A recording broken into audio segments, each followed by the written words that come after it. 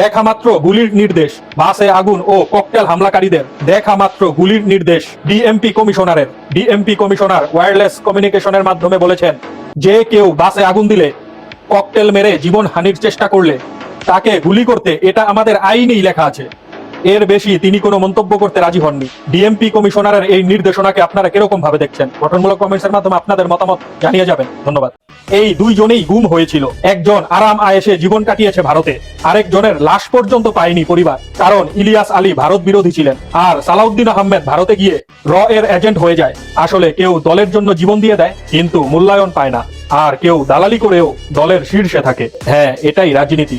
একমত হলে like, comments এবং শেয়ার করে ভিডিওটা সবার কাছে পৌঁছে দেওয়ার আহ্বান রইল। মায়ের ইজ্জতের দামে কোনো সুবিধা নয়। ফ্যামিলি কার্ড ও নারীদের গায়ে হাত একসাথে চলবে না। আমাদের জীবনের থেকে মায়েদের ইজ্জতের দাম অনেক বেশি। আমরা জীবন দিব, তবুও মায়েদের ইজ্জত নষ্ট হতে দেব না, বললেন জামাতের আমির ডক্টর শফিকুর রহমান। শেখ হাসিনার মুখোশ খুলে দিয়েছিল খালেদা জিয়াই। তিনি বলেছিলেন, বিডিআরের ঘটনা হাসিনা ক্ষমতায় আসার 1 মাস পরেই কেন ঘটলো? হাসিনা সবকিছু জানতো, মঈনুদ্দিনও সবকিছু জানতো, তারাই এর জন্য দায়ী। এটা মানা যায় না।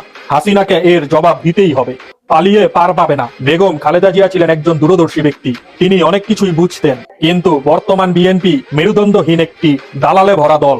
একমত হলে লাইক, কমেন্টস এবং শেয়ার করে পাশে থাকার আহ্বান রইল। ধন্যবাদ। বহু দেশ আমাদের পাসপোর্ট গ্রহণ করে না, ভিসা দেয় না। এর মূল কারণ জালিয়াতি। এটা জালিয়াতির কারখানা হয়ে গেছে। যে জালিয়াতি জানে তার ক্রিয়েটিভিটির অভাব নেই, বললেন ডক্টর মোহাম্মদ ইউনূস, প্রধান উপদেষ্টা। উনার বক্তব্যের সাথে কে কে একমত আছেন গঠনমূলক কমেন্টসের মাধ্যমে আপনাদের মতামত জানাতে ভুলবেন না, এবং ভিডিওটি ভালো লাগলে অবশ্যই লাইক, কমেন্ট, শেয়ার করে সকলের সাথে শেয়ার করে দিবেন। ধন্যবাদ। শিবির মানেই সহিংসতা, শিবির মানেই সন্ত্রাস। এই রাজনীতির বিরুদ্ধে আমৃত্যু লড়াইয়ের অঙ্গীকার ছাত্রদল সভাপতির। ছাত্র রাজনীতি হবে অধিকার আদায়ের, ভয়ের নয়।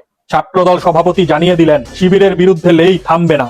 রাকিবুল ইসলাম রাকিব চাচার এই বক্তব্যের সাথে কে কে একমত আছেন গঠনমূলক কমেন্টসের মাধ্যমে আপনাদের মতামত জানাতে ভুলবেন না। ধন্যবাদ। চাঁদাবাজদের এক এক দিন হবে 100 দিনের মতো। ব্যক্তিগতভাবে নাসিরউদ্দিন পাটোয়ারিকে পছন্দ করি না, তবে 100% নিশ্চিত থাকুন, কোনোভাবে সে যদি ঢাকা 8 আসনে জয়ী হয়, তবে ওই এলাকার চাঁদাবাজদের এক এক দিন কাটবে 100 দিনের মতো। আব্বাসের কি হবে একবার ভাবুন।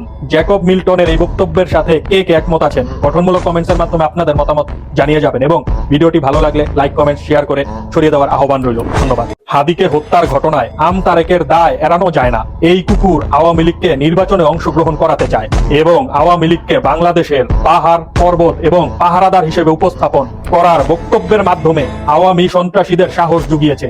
এই আমতারেক আওয়ামী লীগের দোষর, একে কঠিন শাস্তির ব্যবস্থা করতে হবে। কে কে একমত আছেন গঠনমূলক কমেন্টসের মাধ্যমে আপনাদের মতামত জানিয়ে যাবেন। ধন্যবাদ।